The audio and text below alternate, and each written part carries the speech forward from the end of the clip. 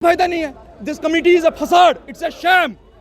ये हमारा मजाक उड़ा रहे हैं, ये हमें ह्यूमिलिएट कर रहे हैं। यानी सिर्फ वक्त निकालने वाली बात। ये वक्त they are whiling away time. इनको पता है एम्प्लॉय थक हार के बेचारे जाएंगे वहाँ मरेंगे गोलियों से। कि उन्होंने हमको किस तरीके से बसाया। ये रिहैबिलिटेशन की पॉलिसी तो थी ही नहीं। इस रिहैबिलिटेशन पॉलिसी ने एक बेटे को अपनी माँ से अलग किया। इस रिहैबिलिटेशन पॉलिसी ने एक बेटे को अपने बाप से, अपने परिवार से अलग किया। ग्राउंड रियलिटी ये है कि सैलरी अब तक रिलीज नहीं हो रही है। 4-4, 5-5 महीने से लोग विदाउट सैलरी है।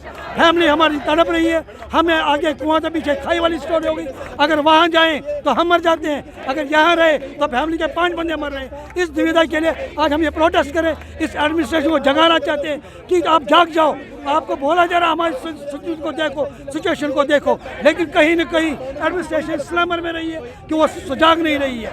ये नाम आप देख सकते हैं, ये वो नाम है अजय भारती पंडिता, राकेश पंडिता, सतपाल निश्चल, बंटू शर्मा, दीपक चंद, सुपिंदर कौर, मक्खनलाल बिंद्रू और भी बहुत सारे नाम जितने भी आप देख रहे हैं, ये वही नाम है जिन लोगों ने घाटी में अपनी जान गंवाई है, शहीद हुए हैं। इस समय मैं प्रेस क्लब में हूँ और प्रेस क्लब में पीएम पैकेज एम्प्लॉयज़ ने प्रोटेस्ट जो है वो शुरू कर दिया हुआ है। आप देख सकते हैं यहाँ पर कि भारी संख्या में एम्प्लॉयज़ आए हैं धरना देने के लिए। इनकी बात कहाँ तक पहुँची, इन्हीं से बातचीत करेंगे। क्या नाम है आपका? राकेश कुमार। मुझे बताएं कि आपके पास पनून कश्मीर के चेयरमैन आए, आपके पास चांद जी भट्ट आए, उसके बाद आपकी बातचीत कहाँ पहुँची? देखिए, हमारे पास पनून कश्मीर के सारी कम्युनिटी के लीडर्स आए। सब कम्युनिटी के लीडर्स ने ये माना कि हमारी डिमांड जेन्युइन है। हम आज की डेट में ये बताना चाहते हैं कि हमारे साथ सारी कम्युनिटी है, चाहे वो पनून कश्मीर हो, चाहे ऑल इंडिया कश्मीर समाज हो, चाहे यूथ ऑल इंडिया कश्मीर समाज हो, या जितनी भी हमारी लीडरशिप है अपनी कम्युनिटी है, वो सारे हमारे साथ है। जहाँ तक कि बीजेपी के प्रधान की बात है, वो भी हमारे पास है। उन्हें तक मान लिया कि आपकी डिमांड जेन्युइन है। हमारी डिमांड। आप गए थे भारतीय जनता पार्टी के अध्यक्ष के पास? कल उन्होंने हमें, पहले हमारे पास भारतीय जनता पार्टी के अध्यक्ष साहब हमारे प्रोटेस्ट पे आए थे। उस दिन उन्होंने बताया था कि आपकी डिमांड जेन्युइन है। तो हमने जब सैलरी की भी बात की दिवाली पे, तो उन्होंने बोला सैलरी भी आ जाएगी। कल उस कमेटी ने एक कमेटी गठन की गई थी, कमेटी ने हमारे लोगों को बुलाया था, वहाँ पे भी आश्वासन दिया गया कि आपकी ये कमेटी भारतीय जनता पार्टी के अध्यक्ष द्वारा गठित की गई? हाँ जी। तो उन्होंने कमेटी गठित की गई थी जो 5 मेंबर्स की कमेटी थी। कमेटी ने ग्राउंड रिपोर्ट्स पे भी रिपोर्ट ले आई, जिसका उन्होंने परसों प्रेस रिलीज भी दिया कि कश्मीर के हालात अभी ठीक नहीं है। तो ये मानते हैं कि हमारे हालात अभी ठीक नहीं है। तो कल भी उनसे बात होगी, वो एग्री करते हैं, बोला कि सैलरी भी रिलीज़ की जाए। लेकिन ग्राउंड रियलिटी ये है कि सैलरी अब तक रिलीज़ नहीं हो रही है। 4-4, 5-5 महीने से लोग विदाउट सैलरी है। फैमिली हमारी तड़प रही है। हमें आगे कुआं से पीछे खाई वाली स्टोरी होगी। अगर वहाँ जाएं तो हम मर जाते हैं, अगर यहाँ रहे तो फैमिली के 5 बंदे मर रहे हैं। इस दुविधा के लिए आज हम ये प्रोटेस्ट करें, इस एडमिनिस्ट्रेशन को जगाना चाहते हैं कि आप जाग जाओ। आपको बोला जा रहा हमारी सिचुएशन को देखो, लेकिन कहीं न कहीं एडमिनिस्ट्रेशन स्लैमर में रही है कि वो जाग नहीं रही है। कहीं पे हमारे डीडोस जानबूझ के हमें तंग करते हैं। भारतीय जनता पार्टी के अध्यक्ष द्वारा भी ये मान लिया गया है कि आपकी डिमांड जेन्युइन है। तो क्या उन्होंने आपसे बातचीत की कि आगे तक एडमिनिस्ट्रेशन तक आपकी बात पहुंचाएंगे? उन्होंने हमारी माना कि डिमांड जेन्युइन है। कल उनसे बातचीत हुई, उन्होंने ये भी मान लिया कि डिमांड जेन्युइन है। वो एलजी साहब से भी मिल चुके हैं। एलजी साहब को भी वही बोला गया जो उन्होंने हमें बताया गया। लेकिन जो हमारा प्रोटेस्ट है, कहीं न कहीं एलजी साहब की जो एडमिनिस्ट्रेशन है वो ये शायद समझने में ना निरस्त रहे, आज तक वो समझ नहीं रहे। तो उनके कानों में हमारी बात पहुँचाने, बीजेपी वाले तो पूछा ही रहे, लेकिन हमारी बात पहुँचाने के लिए हम भी आज प्रोटेस्ट कर रहे हैं। भारतीय जनता पार्टी के अध्यक्ष द्वारा आपको समर्थन मिल चुका है कि आपकी डिमांड जेन्युइन है। एलजी एडमिनिस्ट्रेशन तक आपकी बात पहुंचाने की भी बात हो चुकी है। क्या आपको लगता है कि अध्यक्ष सफल रहेंगे इस प्रयास में? मैम, हमारी आशा तो पूरी है और हमारी उम्मीद पूरी है कि अध्यक्ष हमारे सफल, भारतीय जनता पार्टी के सफल रहे, अध्यक्ष भारतीय जनता पार्टी के सफल रहेंगे हमारी डिमांड आगे रखने में। पर मेरा उससे भी बड़ा सवाल ये है कि जब हमारी रिहैबिलिटेशन की गई थी, रिहैबिलिटेशन का पूरा मतलब होता है विस्थापन। जब हमारा विस्थापन इस चीज़ के लिए किया गया था कि हमको वापस लिया जाएगा, हमको वहाँ पर बसाया जाएगा। मेरा सवाल है इस एडमिनिस्ट्रेशन से, मेरा सवाल है इस सरकार से कि उन्होंने हमको किस तरीके से बसाया। ये रिहैबिलिटेशन की पॉलिसी तो थी ही नहीं। इस रिहैबिलिटेशन पॉलिसी ने एक बेटे को अपनी माँ से अलग किया। इस रिहैबिलिटेशन पॉलिसी ने एक बेटे को अपने बाप से, अपने परिवार से अलग किया। मेरा इस एलजी, क्या मानते हैं ये रिहैबिलिटेशन पैकेज है? मेरा इस रिहैबिलिटेशन पैकेज को मानने का बिल्कुल भी हमारा मन नहीं है। ये रिहैबिलिटेशन का पैकेज नहीं है, ये रिहैबिलिटेशन का पैकेज फेल है। ये केवल एक जॉब पैकेज हम PM इकोनॉमिक पैकेज हम एम्प्लॉयज़ को दिया गया था, ये पंडित कम्युनिटी को दिया गया था उस त्रासदी के बाद का, क्योंकि हम इकोनॉमिकली डिप्राइव थे। हमारा LG साहब से और इस पूरी एडमिनिस्ट्रेशन से यही अनुरोध है कि हमारे डिमांड्स का संज्ञान लिया जाए, हमको जम्मू में रिलोकेट किया जाए, हमारी जो रुकी हुई सैलरी है कृपया उसको भी रिलीज़ किया जाए। इससे पहले भी भारतीय जनता पार्टी के अध्यक्ष आपके प्रोटेस्ट में आए थे, उन्होंने समर्थन दिया था, कहा था आपकी डिमांड जेन्युइन है, और कल फिर से एक कमेटी गठित कर दी गई है आपके लिए। क्या आपको लगता है, मेरा सवाल बार बार यही रहेगा, क्या आपको लगता है कि LG एडमिनिस्ट्रेशन जो है वो भारतीय जनता पार्टी के साथ मिलकर कुछ मतलब आपके लिए कुछ करेंगे? मैम हमारी उम्मीद है कि हमारे जो इश्यूज़ है उनको कंसिडर करेंगे, पर बाद में क्या अगर आपको पहले ही कह दिया गया है कि हम आपके साथ हैं, तो अभी तक LG एडमिनिस्ट्रेशन से आपकी बात आगे क्यों नहीं पहुंचाएंगे? मैं वही हमको समझ भी नहीं आ रहा है कि जब सारे हमारे साथ है तो हमारी बात क्यों नहीं आगे पहुंच रही है। हम वहीं पर रुके हुए हैं, यहाँ तक कि सैलरीज भी बंद की गई है, हम यहाँ के यहाँ ही हैं, हमारे मतलब घुटने टूट गए, हमारे माता पिता परेशान हो गए हैं कि हम आपको कैसे वहाँ पर भेजें जहाँ पर अभी भी वो नरसंहार अभी भी चल रहा है। भारतीय जनता पार्टी की मानते हैं आप, मतलब कि भारतीय जनता पार्टी की जो बात है वो LG गवर्नमेंट मानती है, सीरियसली लेती है? मैम हमारी उम्मीद यही रहेगी कि LG गवर्नमेंट इस चीज़ का संज्ञान ले, हमारी डिमांड्स को वो संज्ञान में रखे। तो आपने सुन लिया कि बड़े बड़े लीडर्स समर्थन में आ रहे हैं और कह रहे हैं कि हम आपके साथ हैं, आपकी डिमांड्स जेन्युइन है, आपकी बात LG एडमिनिस्ट्रेशन तक पहुंचाई जाएगी। लेकिन 5 महीने का वक्त जो है वो गुजर चुका है, सैलरीज इन PM पैकेज एम्प्लॉयज़ की अभी तक नहीं आई हुई है, रिलीज़ नहीं की गई है, और इनको 200 दिन जो हो गए हैं वो प्रोटेस्ट करते हुए हो चुके हैं। बहुत सारी महिलाएं यहाँ पर हैं, मौजूद हैं, कुछ अपने बच्चों के साथ भी यहाँ पर आई हैं जिनकी सैलरी रिलीज़ नहीं हुई है। आप देख सब कुछ बोलेंगे, क्या लगता है आपको अभी तक आपकी डिमांड्स को सुना क्यों नहीं जा रहा है, जबकि बहुत सारे लोग आपके समर्थन में आ रहे हैं? मैम मैं ये बोलना चाहता हूँ, 200 दिन होने वाले इस प्रोटेस्ट को, ये सोचने समझने की बात है। कश्मीर से हम यहाँ आए क्यों? अपनी जान बचाने के लिए। जान बचाने के बाद यहाँ पे क्या किया गया? सैलरीज बंद कर दी गई। तो ये चल क्या रहा है? अगर आप देखेंगे 90s में जो जेनोसाइड हुआ वो रिकॉग्नाइज नहीं हुआ, आज तक वो रिकॉग्नाइज नहीं हो रहा है। जो इस प्रक्रिया को बोलते हैं उसको डिनाइल ऑफ जेनोसाइड है, जो इंडियन स्टेट इस टाइम पे that is called denial of genocide. और जेनोसाइड डिनाई करने के बहुत सारे तरीके हैं and this is one of them. जो सैलरी स्टॉपेज है, what is that? This is denial. नहीं, बट सैलरी के लिए तो ये कहा जा रहा है जब तक आप ड्यूटीज ज्वाइन नहीं करेंगे सैलरीज आपकी कैसे होंगी? और अब तो बायोमेट्रिक भी कर दिया गया। हाँ बिल्कुल मैम, मैं इस पर बोलना ये चाहता हूँ, जो हमारी पोस्ट है ना, ये सुपर न्यूमरी पोस्ट है, और सबसे बड़ा कोई भी CSR, कोई भी सर्विस रूल जो है ना, ये हमारे राइट टू लिव आर्टिकल 21 और आर्टिकल 14 से बड़ा नहीं है। इंडियन कॉन्स्टिट्यूशन से बड़ा कोई CSR नहीं होता है इंडिया में, हमारी कंट्री में। और जब राइट टू लिव की बात आती है तो उस पर आप CSR लागू कर देंगे। अगर CSR की बात करते हैं तो ये जो पोस्ट है ना सारी, ये सुपर न्यूमरी पोस्ट है, ये भी एडमिनिस्ट्रेटिव डिसीजन ही है। इन सारी पोस्ट को सुपर न्यूमरी पोस्ट करार दिया गया। जब सुपर न्यूमरी पोस्ट है, ऐसी क्या विडंबना, ऐसी क्या विवशता है गवर्नमेंट ऑफ इंडिया की या स्टेट UT एडमिनिस्ट्रेशन की कि हम लोग से अपनी on the cost of our life they want to take our services in the valley.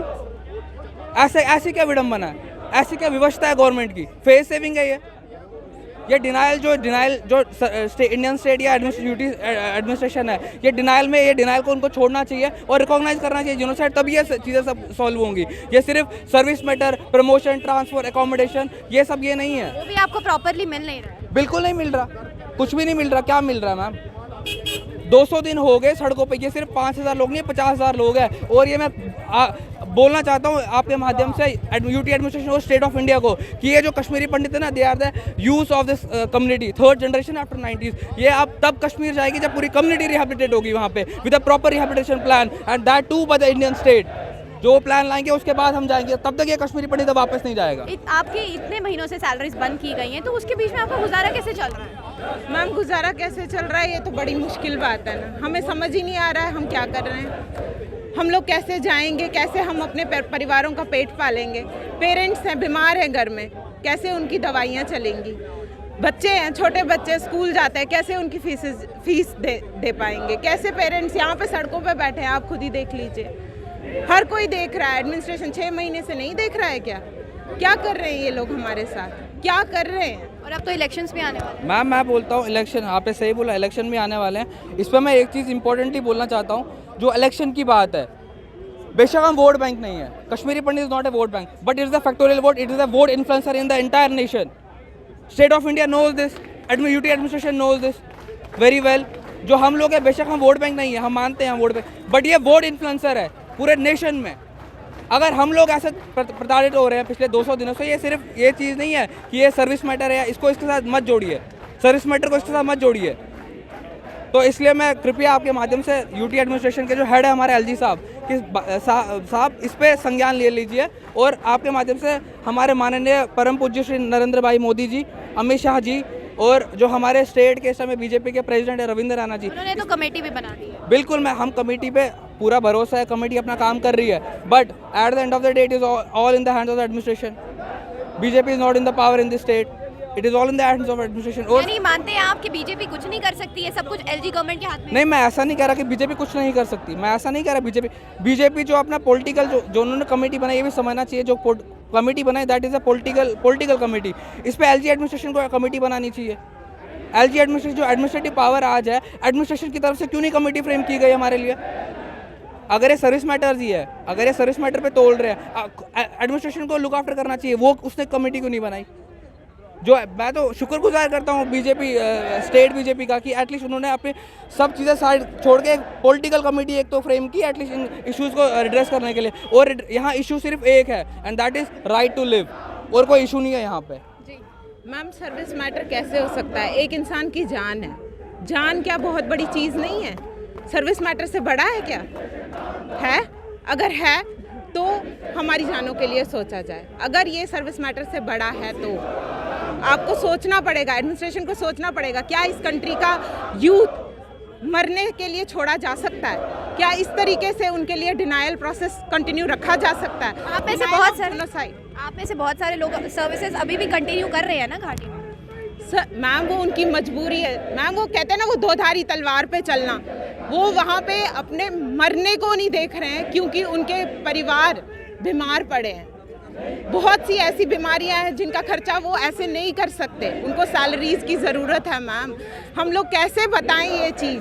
क्या घरों में बीमारियां नहीं होती हैं? क्या एक इंसान की जान से बढ़कर वो ये नहीं सोचेगा कि मेरा परिवार बच जाए, 4 लोग बच जाएं, अगर मैं मर भी गया तो कोई बात नहीं?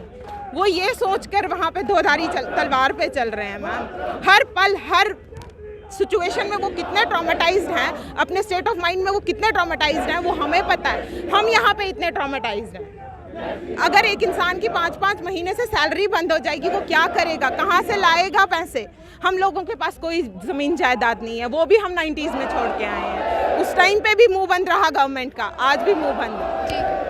जो मैम सैलरीज पे एक मैं इंपॉर्टेंट चीज़ बोलना चाहता हूँ, जो आपने बोला कि कुछ लोगों ने वहाँ ज्वाइन किया, हाँ बिल्कुल ज्वाइन किया, but they are not going regularly to the office. और ऐसे भी लोग हैं मेरे फ्रेंड सर्कल में या इस प्रोटेस्ट में, ऐसे भी लोग हैं जो वन ब्रेड अर्नर है फैमिली का। ये समझने की बात है। उस इंसान की मानसिकता इस कदर डिग्रेड हो गई है, वो बेचारा बोलता है कि अगर मैं वहाँ जाऊँगा एटलीस्ट मैं मरूंगा, मेरे 5 जो पीछे फैमिली लुक आफ्टर करने के लिए एटलीस्ट उनको सैलरी तो मिलेगी। आप सोचिए किस हद तक गिरा दिया है एडमिनिस्ट्रेशन ने हमको। और मैं ये भी बोलना चाहता हूँ, जो सैलरीज बंद की गई है, अगर ये सैलरी बंद करते हुए किसी कश्मीरी पंडित या किसी भी बंदे की, चाहे रिजर्व कैटेगरी, हमारे पार भाई बैठे हुए, किसी भी घर में किसी की अनहोनी होती है, इसका पूर्ण जिम्मेदार यूटी एडमिनिस्ट्रेशन होगी। देखिए, ये जो कमेटी पिछले 2 महीने से जो है 3 महीने से हम बीजेपी से बात कर रहे हैं, कमेटी हमें सिर्फ आश्वासन दे रही है, तो आश्वासन से तो कुछ होगा नहीं। बीजेपी केंद्र में है, बीजेपी यहाँ है, बीजेपी के नियुक्त एलजी हैं। आप मुझे बताइए, आतंकवादियों के लिए, सरपंचों के लिए हीलिंग टच पॉलिसी है, मगर इन हिंदुओं के लिए क्या है? इन हिंदुओं के लिए गोली है। We are being persecuted at the hands of administration and at the hands of terrorists. आप मुझे बताइए, तनख्वाह क्यों आपने बंद की है इन हिंदुओं की? अगर आप तनख्वाह के ऑर्डर पे बोलते हैं कि तनख्वाहें बंद करो, उस पर आप बोलिए कि we will ensure their safety and security. आप लोग ड्यूटीज पर नहीं जा रहे? ड्यूटीज पे हम कैसे जाएंगे? अगर आपको हिंदू बसाने हैं कश्मीर में, मैं आज आग्रह करता हूँ, बीजेपी के एमएलएज, एमपीज, मंत्री, उनके परिवारों को बसाइए, 6 महीने रखिए विदाउट सिक्योरिटी। मैं पूरे उम्र भर वहाँ रहूँगा कश्मीर में। ये झूठ की राजनीति बंद करनी पड़ेगी। ये जो रिहैबिलिटेशन है, ये रिहैबिलिटेशन नहीं है, ये अनरिहैबिलिटेशन प्रोग्राम है, ये परसिक्यूशन है, ये मैसेकर किया जा रहा है हिंदुओं का। यानी इस कमेटी से आपको कोई फायदा नहीं? कोई फायदा नहीं है। This committee is a facade, it's a sham. ये हमारा मजाक उड़ा रहे हैं, ये हमें ह्यूमिलिएट कर रहे हैं। यानी सिर्फ वक्त निकालने वाली बात है। ये वक्त, they are whiling away time. इनको पता है एम्प्लॉय थक हार के बेचारे जाएंगे, वहां मरेंगे गोलियों से। तो आपने सुन लिया कि अभी तक जो है, अभी तक इनकी बात जो है एडमिनिस्ट्रेशन द्वारा नहीं सुनी गई है, पर खास बात यह है कि भारतीय जनता पार्टी के अध्यक्ष द्वारा, रविंदर रैना द्वारा एक कमेटी का गठन किया गया है और इनको आश्वासन दिया गया है कि जल्द ही आपकी रीलोकेशन की जो डिमांड है उस पर नज़र दी जाएगी, उस पर बातचीत की जाएगी, एलजी एडमिनिस्ट्रेशन तक पहुंचाया जाएगा। लेकिन लोगों के सवाल इतने हैं, आप देख सकते हैं यहाँ पर इन्होंने सीधा कहा कि सर्विस मैटर नहीं है, नौकरियाँ प्यारी नहीं है, राइट टू लिव, हमें जीने का हक चाहिए। ये बहुत बड़ी बात है। एलजी एडमिनिस्ट्रेशन को चाहिए कि 200 दिन से ऊपर का वक्त हो चुका है, एटलीस्ट इन लोगों के लिए कुछ किया जाए, कुछ सुना जाए, इनसे बातचीत की जाए और इनकी जो डिमांड्स हैं उसको फुलफिल किया जाए।